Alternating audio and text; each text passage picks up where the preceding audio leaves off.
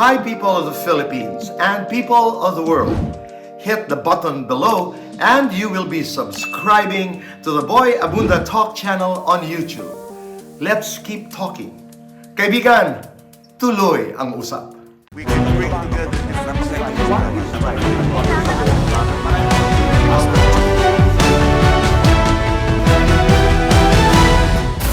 The Political Conversations with the Mayors.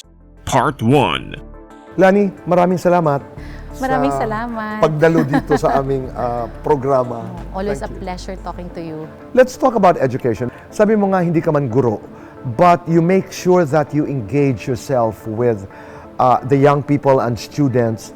Tanong ko, bakit at ano ang natututunan mo? In Taguig kasi we believe that our greatest resource is our human resource. And for us to guarantee a future that is bright, is comfortable for our people, there's a need really to invest heavily on education. We need to invest on training them. We don't only focus on the academic side of training the younger generation, but also the character. Napakahalaga nun. Skills training is also very important to us.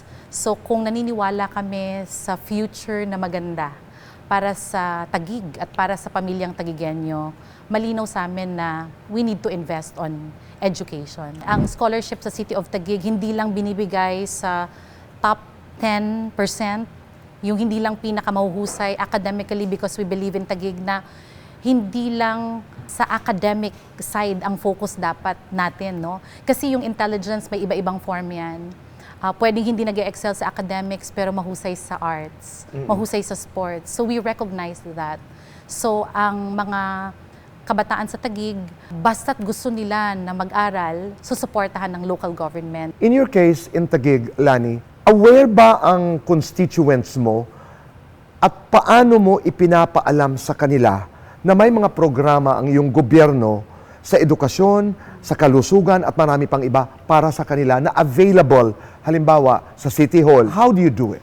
My style, Tito Boy, is very personal. So in Taguig, we have what we call enumerators. Their job is to go around the city. Okay. Bababa sa barangay, bababa sa mga purok, aabutin at tatanungin ang mga constituents natin ng kanilang mga pangangailangan. At nakita naming very effective ito kasi nag-guide ng mga data na nakukuha namin ang mga programang inilulunsad namin. So nagsisimula ako bilang mayor ng Taguig, nakita namin na bagamat nag-grow yung city natin at yung opportunity ay pumapasok sa city natin, may disconnect because we weren't able to provide the manpower needed by the companies na nagbubukas sa City of Taguig. So, ang goal is to actually bridge the gap. At nakita namin na kung gusto namin na ang mga taga-Taguig ay hindi lang nakatira sa Taguig, kundi magtatrabaho din sa Taguig, kailangan namin mag-provide ng assistance sa education. And ngayon, I feel so happy pagka pumupunta ako sa business district ng Taguig, nagpapakilala na naging engineer, naging doktor, Nothing can be naging more accountant. fulfilling than that, no? Exactly. So yun yung naging strategy namin, Tito Boy. And nakikita namin na nag-work siya. You went to Congress for a term Yes. and then you came back to local government. Ano ang pagkakaiba, Lani? After one term in Congress, although I learned so many things, binavalue ko lahat ng natutunan ko sa Congress, but I realized that my personality is more suited in the local level, and kung gagawa ako ng isang bagay o papasok ako sa isang larangan, gusto ko epektibo ako doon. At nakita ko na sa local governance, mas ma-share ko yung sarili ko at magagawa ko ang mga bagay na malapit sa puso ko. Was it always politics? I know you started with Tito Rene as A political affairs officer. affairs officer. Yes, that's my first job. Why politics? When I had this wonderful opportunity to work with Senator Rene Cayetano, nakita ko na kaya talaga ng mga public officials to be an instrument of transformation in the community. nakita ko na pag pinaniwalaan mo ang mga prinsipyo mo at trinanslate mo ito sa mga programa, nakakabago talaga ng buhay ng tao. Doon nag-umpisa So, doon ito? nagsimula. But it was really my husband, Alan, who really introduced me to the world of public service. Let's talk about electoral contests, not just in Taguig but in this country. You've been through a lot of elections, Lani. Ano ang dapat baguhin, ano ang dapat manatili sa iyong pananaw pagdating sa eleksyon? I would say personal attacks. Kasi pag personal yung atake at hindi na tungkol sa governance, bumababa yung kalidad ng diskurso and we're not helping the constituents and we're not guiding them, no? Hindi natin sila nabibigyan ng pagkakataon na mas makilala kung ano yung leadership style natin kasi minsan dinadala sa personal. That's what I don't like. Pero pag pinipersonal ka, na hindi naman maiiwasan, Yeah. lalo na pag mga eleksyon, anong ginagawa mo? To be very honest, I'm a very sensitive person, kaya apektado ako. Iniisip ko palagi kung ano yung mga sinasabi sa akin. But meron din akong ability na kapag katapos kong isipin at andyan na yung trabaho, nasi-shift ko siya at nakaka-focus ako sa trabaho ko. I can still go on, I can still function. I have to set aside the hurt and focus on the task at hand. Kasi may mga tao, may mga pamilyang umaasa sa akin as their leader. You need to tell us your story nung bago kang mayor. Ano ang dinatnan mo? Anong klaseng political landscape? Anong administrasyon sa Taguig? And what did you do as a young mayor? Nung umupo ako as mayor, less than 2 billion yung budget ng city. Ang laki yung populasyon, malaki ang land area, maraming mga programang kailangang gawin. Tapos meron pang utang na 1.6 billion pesos ang city. So I first work on the trust of the constituency, the trust of the business community. We set up business-friendly policies and sinigurado namin na predictable ang ating mga polisiya pagdating sa pamumuhunan sa Taguig. Bakit ko binabanggit yon? Kasi dyan natin kinukuha ang mga pantustos natin sa mga Social programang pambayan by just efficient collection and pagre-remit ng tama sa nakolekta. After 1 year, nadoble yung pondo ng City of Taguig. Ang utang na bayaran? Lahat ay nasettle. Nung natapos ang term ko as mayor, settled lahat ng utang. So debt-free nang iniwanan ko ang Taguig at nasa healthy financial state ang ating city. In terms of leadership, Lani, are you a consensus builder? I know you create teams assigned to do tasks, but in terms of consulting with not the constituents, but people who help you, administer and manage Taguig, paano ka bilang leader? Hindi ako nagdedesisyon ng ako lang. So we were able to, successfully form a team na ang kasunduan namin, wala tayong magiging desisyon na hindi natin pinag-uusapan. So Council of Many, meron tayong system na ganyan sa Taguig. Peace and order of Taguig, kumusta? Relatively, in the National Capital Region, nananatiling maayos ang peace and order generally sa City of Taguig. Nabigyan ng parangal ang City of Taguig sa mga matagumpay na illegal drugs operation sa ating lungsod.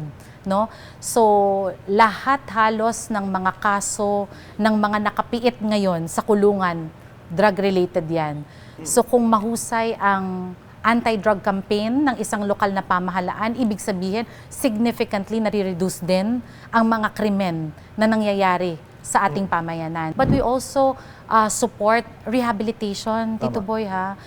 We spend a lot sa pagre-rehabilitate ng mga family members na sadly napunta Apektado, dyan yes. sa direksyon na yan, no? Because it is a health issue. It is a health issue. Diba? So we cannot only focus on bypass operation. Lahat yan, mahalaga yan lahat. Pero kailangan meron ding serbisyo para sa reformation. I want to pick your brains on the political parties of this country.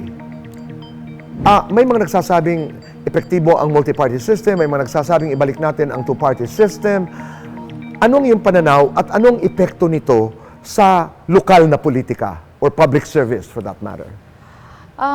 Yung political party system sa bansa, sa local, hindi siya masyadong issue.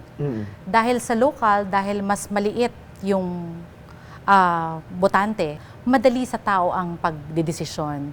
But on a national level, aaminin kong nakaka-confuse kasi hindi mo na makita ang stand ng partido sa mga mahalagang issues. I think kailangan na mabigyan ng platform siguro ang lahat ng mga kandidato na mausisa, no, yung mga personal stand. Pag masyado ng marami, parang nalilito yung mga tao. Here's another thing. Ito'y, again, this is not about the gig, this is not about Lani Cayetano. Ito na naman yung this perception about politics in general. Pag sinabi mong magpolitika ka, yayaman ka. Magpolitika ka, gaganda ang buhay mo. Your take on this, Lani, and how does this affect you as a public servant? That is something that we struggle with as public officials. Kasi ang katotohanan, yung ginawa ng ilan, damay yung buong institution at talaga namang may mga na-convict talaga at may mga napatunayan talaga. Mahirap kumbinsihin ang tao sa ngayon dahil sa mga nakikita nila, lahat ng mga kahirapan, lahat ng mga problema sa sistema ng gobyerno ay ikinukonekta, no, sa corruption sa ating bansa. And as a public servant, talagang mahirap, no, na harapin yan. But we try our best to communicate with the people and make sure that nare-reflect sa paraan ng pamumuhay namin yung values ng isang public servant na mapagkakatiwalaan nila. Two women have become presidents of this country. President Gloria Macapagal Arroyo and President Corazon Aquino. What is distinct about, in your opinion, about women leaders? I think because women are more sensitive, we have the patience to listen more, I think. At pag kami ay nagdesisyon, ang pagdedesisyon ay para lagi sa interest ng pamilya. And I'm not saying wala ito or absent ito sa mga kalalakihan, but by nature kasi dinisenyo ang mga kalalakihan to be the provider, siya yung matatag, siya yung lumalabas para magtrabaho, para mag-provide sa pamilya niya. So ang naiiwan sa tahanan ay yung nanay. So ang nakakaalam ng mga problema sa tahanan, una ay ang nanay. Ita-translate mo yan sa local governance. So yung attention namin sa detalye, sa mga pangangailangan ng bayan, I think mas may patience tayong mga kababaihan. Do you think being a mayor somehow prepares, in a very, very special way, a person for the presidency? Definitely. Kasi yung issue na kinakaharap ng ating presidente, katulad halimbawa sa peace and order. Kaming mga mayors, nakikipagtrabaho tayo sa DILG, sa Philippine National Police dahil responsibilidad ng city mayors ang peace and order situation sa kanyang lokalidad. When we talk about economics sa national level, ganun din ang mga mayors. Umiisip at gumagawa siya ng paraan to make sure that the city is conducive for businesses to thrive. Okay. Last question, Lani. When you think about what you as a public servant has done for Taguig, do you have that sense of what do I do to be able to protect kung anuman ang nagawa natin, not you singularly, but with the help of so many people and the citizens of Taguig para mapanatili yung moving forward ng buong syudad ng Taguig? I think it's human nature. Kung ikaw ay bahagi ng pagbibuild ng isang lungsod o naging bahagi ng transformation, you have that human nature to be protective of your programs, of I think your achievements as a city. And I'm confident na sa pamamagitan ng mga programang ginawa natin, no, marami tayong katulong na mga leaders or stakeholders sa community na tutulong sa atin to safeguard itong mga polisiya na sinet na natin para sa ating city.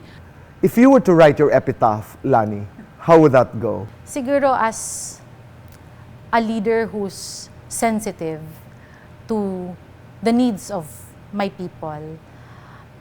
Isang leader na nakikinig sa kanyang mga constituents at may malalim na ugnayan sa kanyang mga nasasakupan. Because personal relationship is very important to me. Sobra. Hindi ako nakukontento na basta nakapagbibigay lang ng serbisyo. Ang gusto ko, ginagawa kong, sabi ko sa aking core team, gusto ko yung tipo ng governance na pag pinatuloy ka sa bahay, kaya tayong papasukin hanggang sa kwarto nila. Ganon ka-personal ko na gustong maalala ako ng mga constituents ko. As someone na mapagtitiwalaan nila na hindi lang pumasok hanggang sa living area nila. Kaya nilang patuloyin hanggang kusina, hanggang kwarto nila because yung trust ay nandiyan. Yung trust na na-build sa maraming taon na ginugol ko na pakikipag-ugnayan sa kanila. Na naging pamilya. Yes. Lani, maraming salamat. Thank you, Tito Boy. Presented by the Philippine Women's University and the Philippine Star with JC Organic Barley, Choybus, and Boyso of La Carmela de Boracay. Hi, people of the Philippines and people of the world. Hit the button below and you will be subscribing to the Boy Abunda Talk channel on YouTube. Let's keep talking. Kaibigan, tuloy ang usap.